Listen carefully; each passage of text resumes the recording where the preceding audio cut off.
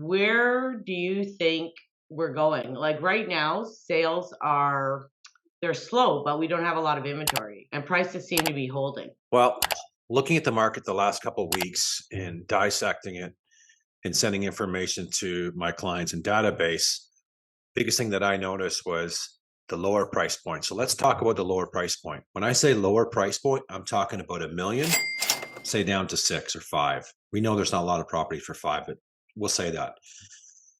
That right now is currently 95% of the sales in Barrie. Over a million to 1.2 is the average for a subdivision in a sense. That's what I'm seeing. We see an odd anomaly. I'm not saying that right, but you know what I'm saying. Where, Anomaly. thank you. Where we're seeing maybe a waterfront in there for 1.9 last week, or we're seeing something say on Gray Lane or Tollendale that priced and sold at 1.6. That's rare, but between a million and 1.2, I'm seeing single digit sales per Yeah, week. I think that, with the interest rate hike, it does kind of affect the approval amounts. The lower price ranges, I mean, I think people are trying to get in the market. Like even in the last month, I'm seeing multiple offers because there's not a lot of inventory. And if there's not a lot of inventory, then there's still going to be buyers. So you're seeing a little bit of that. Yeah, and I noticed the same thing, but we're only seeing that on good inventory. On the stuff that's been say sitting there for a couple of weeks, and we've gone through this before where we've seen, oh, there's that townhome, 1,150 square feet. Oh, great. There's already 35 of them, and they're still sitting there. And all of a sudden, bang, a 1,500 square foot townhome comes on, price fine. People are jumping on it because there's a market there for more size. So I agree. I'm seeing the same kind of thing, but it has to be the right inventory. If it's not the right inventory, we're not seeing it. And when we say multiple offers, we're not saying, oh, it's sold $100,000 over list price. It ain't happening. But if it gets 98% list price to sale price on multiple offers, I think you're doing well.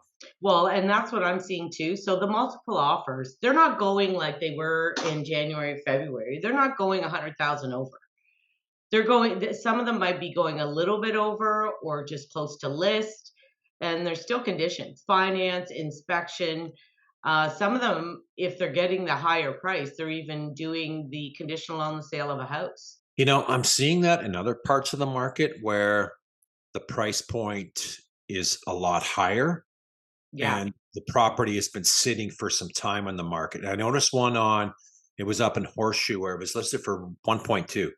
It's been listed for 1.2 for 90 days. And I noticed last week there's a conditional offer, financing, inspection, and then SBP. I still think that type of an offer really ties up a seller because now they're handcuffed. Sure, they can go out looking at all the homes they want, but I'm going to tell you right now, they're not going to submit an offer because the offer means nothing. Well, the problem is once you accept the conditional offer on the sale of your house, nobody shows the house anymore. I mean, I'm not going to show my buyer a house that's already sold because they can't even put an offer unless it can, be aggressive and firm. They're not going to bump the other people unless they have nothing to sell and they're going to give them a good amount of money because when you put a conditional offer on the sale of a house, you got to give them almost full price to take that. They're not taking 100,000 off and a condition of selling your house. So they already have a high offer in their pocket. And unless you can come up and get close to that, you can't bump them. It's not working. I don't know. I'll disagree on that because I still call those nothing offers. So if that, let's just talk about that horseshoe because that's the most recent one that I saw on the over the weekend that's still conditional SBP. So you don't think that seller will obviously definitely will entertain another offer, and I'm sure it's in the APS about that condition about their to view other offers, et cetera, et cetera. But that seller at the end of the day is looking for something firm. So I really don't think that that new buyer maybe want to be putting in an offer has to be that aggressive to bump the other one because it means nothing. If the backup is good, then maybe I stay put and say, hey, you know what? The backup's pretty cheap. We have all the confidence in the world that they're going to sell it. But if it's in a different market or higher price point, good luck.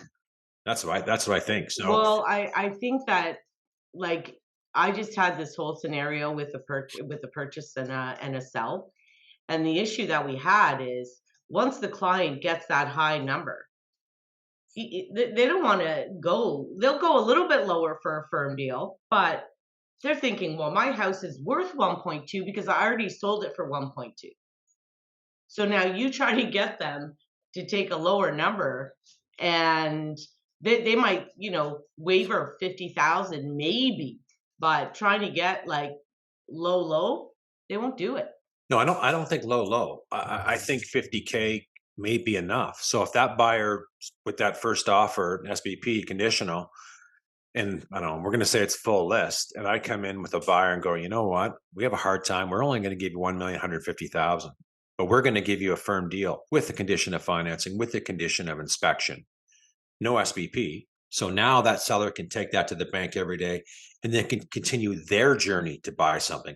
But you've gone through it this year too, from our conversations a lot, where you're handcuffed. You can't do nothing. The backup's not selling. What do? You've tried reducing to get a buyer, and I think you had a good backup. It just took a while for the right buyer to come along. And that seller on the property that your buyers bought, in my mind, thought, "Oh, great, I got this price, and I'm all happy, and I don't got to do nothing." I really think that was stupid on their part because Well, they could have been more aggressive. and the other issue you have is even if you have a good backup, I mean, when you go into this, you have to realize that the market is slow and you aren't guaranteed any price here. Like you don't know when somebody says, "What am I going to get for my house?" Well, I don't know.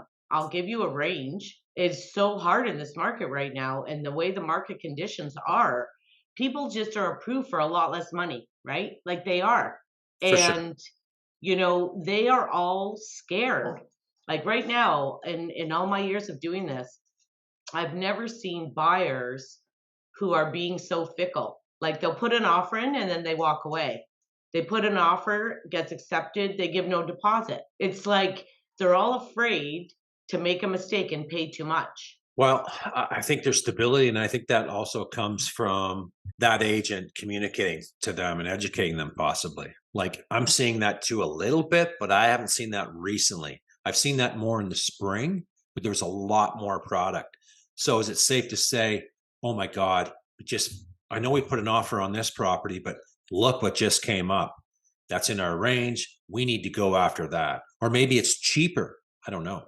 But there could be different motives for that as well. I'm not seeing that so much right now, and I think that has to do with the amount of inventory currently on the market. What I noticed in the market, we're going to drift off here for a second, but we think about we're the first week of November heading, well, sorry, second week of November in a sense. Weather started to shift a little bit. We've had some great weather the last couple of weeks, and I think that took a lot of these buyers going to go play a bit more and enjoy that weather for sure.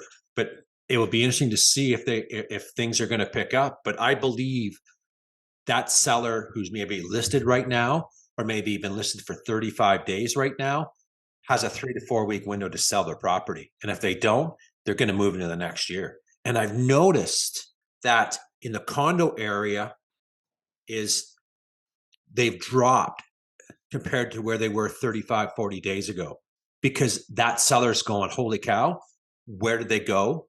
No showings, single digit showings. We need to reduce to entice them now. I wonder if that will be enough to get them back in, get these buyers back Well, up. I saw the stats for October and the condos actually went up a bit. But I think we're going to see that level out right now. And that's why too, because we're getting too close to Christmas, right? Right. Like if I sell right now, I'm moving at Christmas almost. It's Yeah. getting damn close. And lawyers don't even want to close at that time. They're all skiing and stuff. So it's getting to a tight situation where, but if you are a buyer, you're on it. That's why like, if you have to move right now and your house is sold or you're a tenant, you're renting and you have to get out, you don't have time to sit around, which is why I think you're seeing the multiple offer situation right now. I think it's going to end. I think you're right. I think in 3 or 4 weeks, it's going to be gone. I think so. It's done, and that's the message that I'm giving to my sellers is going, hey, look what's going on in the market. These prices were say 499. We're going to talk about condos because it's really recent and talking, and it'd be no different than a freehold. But I noticed the prices are coming down on some of them because they want to turn it over. Their window is closing in. So, and I really believe there's a price, price is still a motivator for some. Like I'm still seeing some open house traffic coming through at that low range, but I'm not seeing some of them pull the pin yet. And again, that window's closing in and then it's done. And then we Well, and got I a and month I over. have buyers who are driving me crazy because they think the prices are going to drop huge in January, February, March, and I don't know if they are. And I try to tell them, like, right now they're holding tight. They're not dropping.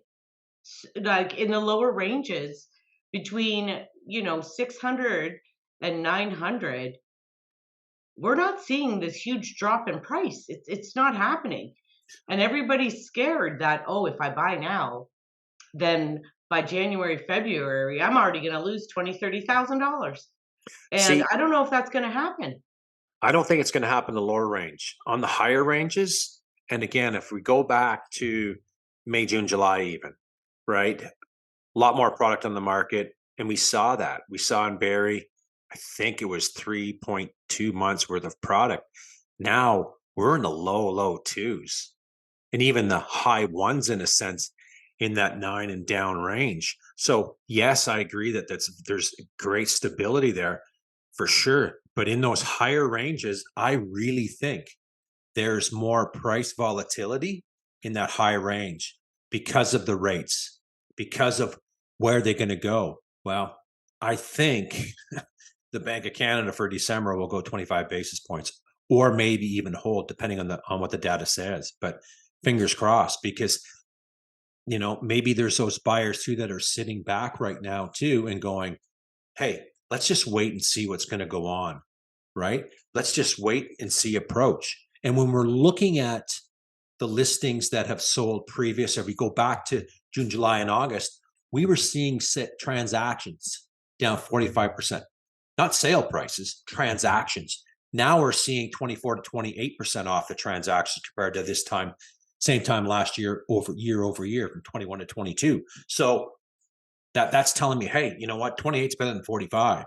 And I think that has to do with a lot of you know reduced inventory levels. Well, that's exactly what I was going to say to you. The problem is the transaction levels are going down and down. Yes. And the reason is there's less and less listings too.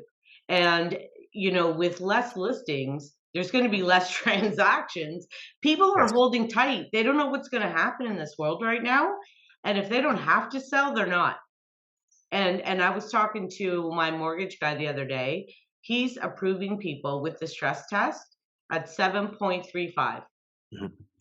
So Like, that's huge. that's a whole other animal to discuss, but I won't go deep Yeah, into that. yeah. But that that right there is definitely having a lot of impact on the market. My question is, I don't think we need that stress testing when we're in this kind of a market.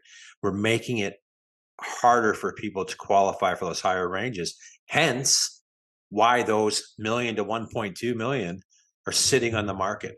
It's not the average 24 days. What No. I'm seeing, I'm going back and I'm hitting history and going, holy shit, that's been listed for 145 days, but the listing says 20, but they started off at a high range Yeah. and it came down, and came down.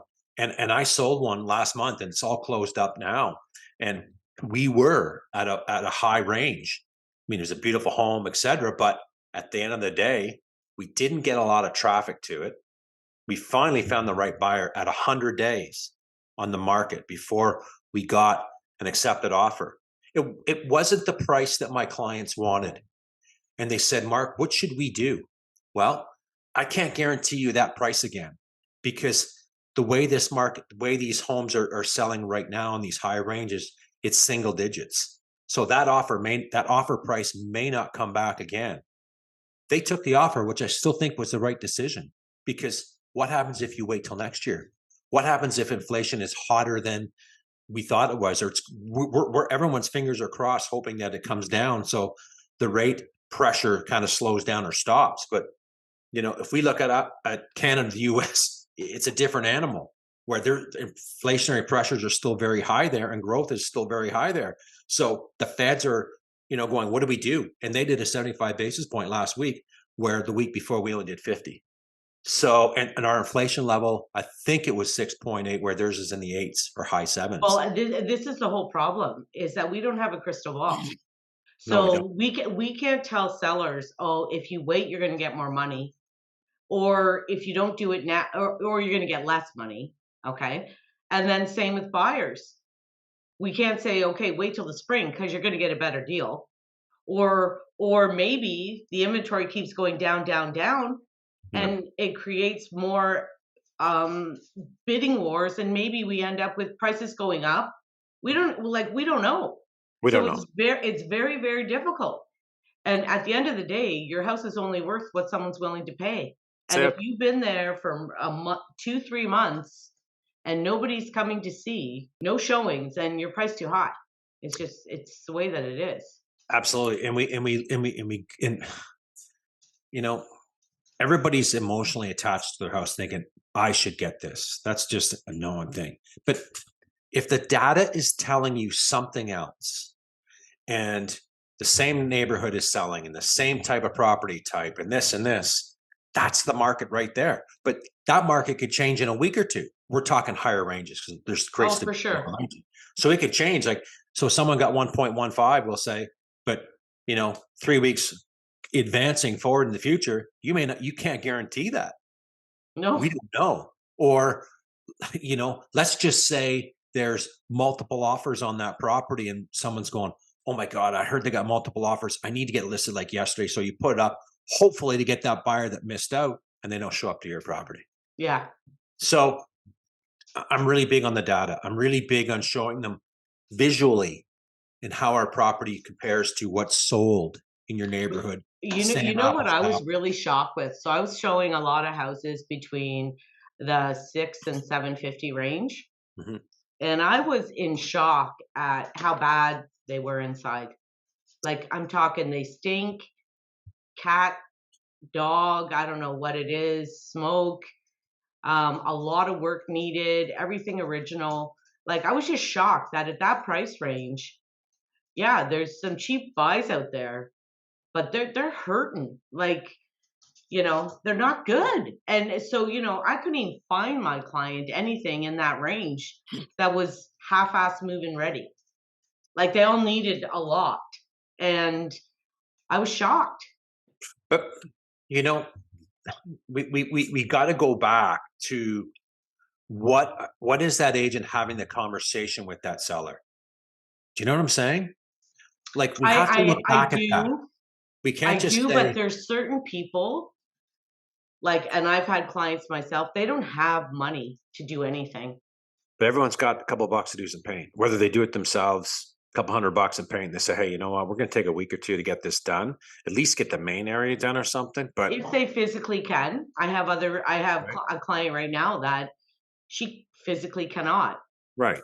She But she can't. She has no money and doesn't wanna spend money on it, and, I tried to help as much as I can, but there's also a fact of there's a lot of people that they don't want, like, it's a fine line between when somebody doesn't have a lot and can't do these things, and I understand that part, but don't tell me every house I went into had that situation, because they didn't. Not everybody, like, Mhm. most people, able-bodied people can paint, and it's not that much money. So, I was just So, shocked. well, so there's the point then. So if that person either doesn't have the funds to do the work or physically can't do the work, then that property should reflect that in the price point. It shouldn't Exactly. reflect, Oh, well, geez, look it up the road. They got 795. And we go pull it up and we go, holy cow, it shows pretty good. Great presentation, neutral color tones, maybe a couple updated light fixtures, just clean looking and just more modern. I really believe that people don't need to spend millions to get their house to a higher level. You change some door handles, you change a couple light fixtures, you paint, It's a the whole white. different world, I know, like, 4 or $500 can change everything. Yeah, it can. It can. And today, people are too goddamn lazy to do it too. Well, and you know what else? People are too goddamn lazy even to buy a house that's cheaper. Like, they want ones that are already done. They don't wanna walk 100%. in and have to do all the stuff. They don't wanna do it. No. So, for you, when you're trying to sell, it's pretty easy to get a handle up over somebody else. But Just that's it clean it though. up, update a couple things. And that's always been the case. That's always been the case where we've seen it, even not in this market, we've seen it for years. Shows well, it's going to sell best. People are going to want it more. And people are willing to pay. If they have a nice upgraded home that they walk into turnkey and we do nothing, sign me up today for that one. Because for me to do that renovation or to pay someone, it could be 50,000. I'd rather have 50 grand worked in my mortgage than pulling 50 grand on a line of credit and paying a higher rate and going, God, why did we do that for? It was much easier Well, just to do that over 25 years. and the other issue is it's like the one that my niece just bought that I bought with her. Right. She bridge loaned and got the whole thing painted and got everything done ahead of time Mhm. because she has 3 kids, all this furniture, all this stuff. How on earth is she gonna do that with, all these kids and furniture? Like, the whole house had to be painted, everything. Mhm. So, it's when you look at it and think, "Oh, man, do I wanna live in a construction site? Do I wanna live Tough. with all this stuff everywhere?" I agree. I mean, it's tough for that to happen, and that's why the best inventory always sells quick, and they always get good money for it. No matter what market you're in, you're always going to get a little bit more for that house that's turnkey, no matter what. No, I know, and I think in this market, it's especially important because it's difficult to sell. It's very difficult to sell, and it's not so difficult. We're going to say from a million down from what the data is telling us. I mean, yeah, you still got to do. There's not strong demand like there was last year, but there's some demand, and the reason why there's demand is because we all know. Okay, last year, or let's just say January or February, great. I was approved for 1.2. Well, I couldn't find the house, whatever. Market change, got scared. Come back to the home buying process and go, holy cow, I got reapproved and I'm only approved for 950. It's actually lower than that. But It's I'm just making that yeah. up, right? Like it could be whatever. So there's a lot more demand for that, that lower end price point than before. So it's going to be interesting to see where things transpire into the new year. I still think the higher end market, when I say higher end, a million to 1.2 to 1.3 is going to suffer more if we're still in this rate climate that we're in. I think it will get better once the feds pause or say we're done, because things need to catch up. All these rate Yes. hikes right now aren't really doing much. Like it's killing people in variable rate products. We're hearing that. It's going, holy shit. My mortgage just went up I'm one paying of them. 800 more. You're one of them. So you can speak to that where it's going, wow. But then, that I feel bad for those people that are in that product today, but we know long term it's still a good product to be in because these rates aren't still going to progress. They're going to come down. So I think those people have a battle ahead of them in a sense to, you know, higher rates for, it could be for 6 more months. But if things cool down and inflation comes down, and what happens when if the economy, if we go into recession, what's the Fed's what's the strategy then? Well, we know we need to create spending. We got to lower the rates.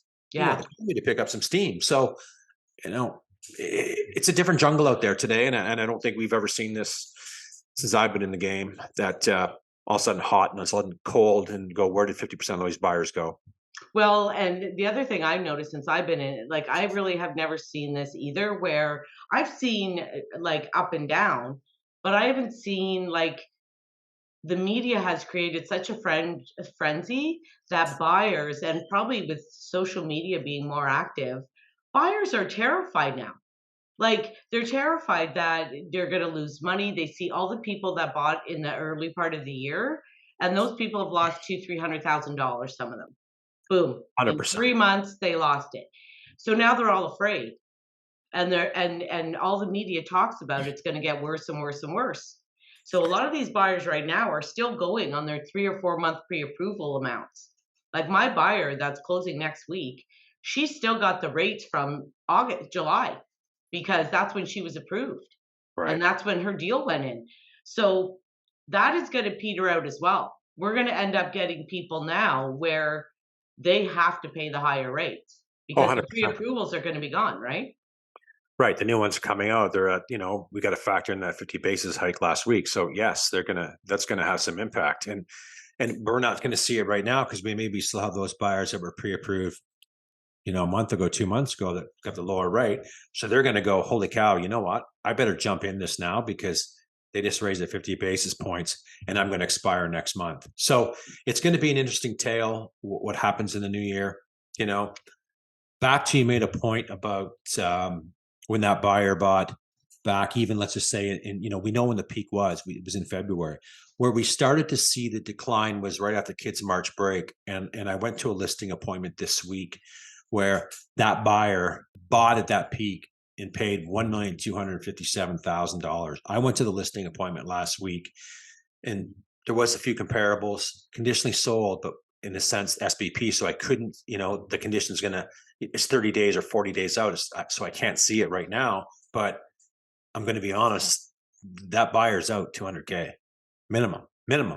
So she's not getting anywhere in the 1.1 range. I don't think she's getting anywhere in the million to 150 range No, I because know, and 5%, the data is telling me that market's only 5% of it. That's the range that it's selling at. So all these sales and 5% is coming out of that market. Wow. So no, I know a lot of people myself too, and I've talked to a lot of agents that they're going to a listing appointment, they paid 1.1 and they can't even get them 900. They have to move, they got relocated. Like, that's the other thing, is that your lady must have to sell, because nobody that's in this position is gonna sell unless they have to sell, because they're all losing money, and it's very, very tough as a real estate agent to go in there and say, "Well, your home is worth $200,000 less." it Like, is. nobody wants to hear that. No, but I'm a big believer in telling what the data is speaking. But long as I show them, if I show them and I sit down and take the time, then it's communicated in a much better way. But you're right. No one wants to hear, holy cow, I'm going to lose 200 grand if I sell. We look at that now and we go, holy cow, some of these lenders today that were lending out during that peak, I'm going to tell you right now, they're underwater. They're underwater on some of these homes. So if I was a lender today, I'd be a little bit scared in these higher price homes. My thing is, I think the government and the interest rates and everything that they do to try to drive the economy, um, you think they're gonna let all the major banks take a huge, huge hit? Like, I think they're gonna have to start making, eventually, um, get some kind of consumer confidence back so that the market totally doesn't go in the toilet. Like, I don't think they're gonna allow it to do that, because the big banks would just lose way too much. But I don't think we can't say that's everybody though, too, right? I feel bad for those people that did buy in the peak and say are forced to sell, that going, holy cow, I got to sell because for whatever change of circumstances, maybe spouse lost a job, a breakup, whatever. We're in a variable product and, our mortgage went up $1,200 more a month. We can't afford it. We're on borrowed time. Then, that's a small part of the market because, we look at the tight lending practices over the years of these stress tests. So that's kind of helping our market. But I'm going to be honest, I do, and kind of looking more into next year, possibly seeing the odd power sale come up from Well, that buyer that has to get out for circumstances. There was 2 that came up this week, Yeah, see, 2 now I power of haven't sales. seen them. In the lower range, like between 6 and 7. You're gonna see some of that happening for sure, but I don't know, when we started in this industry, there was all kinds of power of sales, it was normal, and then they started the stress tests, and then they went for 2 or 3 years where you or for more, you just didn't even see them at all, No, you didn't. and now you're starting to see them again. Mhm. I just don't know, like, the bank still has to get fair market value, so power of sale, it's not like they're giving them away, they're not. And they still have to try to get as much for the owner as they can, or they can be sued. I just don't know if that's going to affect the overall market I because don't they're think it's not going giving them to. away, right? But even if I don't think it's going to affect the market at all because we're going to see small amounts. Not everybody is in these positions. Not everybody is going, "Oh my God, I need to sell. My house is down 150,000." You know what? That's the market at times. When most people get into a home, they're you know what? They're not leaving in 6 months or a year. The ones that are leaving in 6 months and a year or because of circumstances have caused that, right? So I think some lenders will take a hit no matter what they try to do. If they're going to try to get market value, we all know how that works. But some lenders are going to get hurt because the loan to value is so high. It's higher than what the value of the property is. Do whatever you can do to pay that lender off because you're not getting back in the housing market with that being on your credit of defaulting on a mortgage and then all the legal costs, except they're never getting back in. No, no, It's no. in their best interest to do so. But again, we have to keep in mind that that's just a small part of the market. You know what? Life throws some curveballs once in a while. The biggest problem I see is all the people that did all the refinancing when the values were high. Right. Everybody and their brother was like, "Oh man, my house is worth $1,000,000 now. I'm gonna take out 200,000 and I'm gonna buy a boat and I'm gonna put on a deck and I'm gonna do my kitchen." Like everybody was doing that. My mortgage guy was telling me his refis were craziness. And Well, now they're all refinanced at this high well, amount. and I believe in refining in a sense, maybe to get a better rate or maybe to add some improvements into the home to, lift its value. I'm not a big refi guy to say, oh God, I want that new sailboat that I've always wanted. No. Right. And if these people are in that position, with that variable product, they're feeling the pinch. Well, and they only had to keep 20% in. Correct. And the house prices have gone down over 20%. They Correct. have. They're underwater. Yeah. So, but again, not everybody's in a curveball life situation and, a bomb drop on them.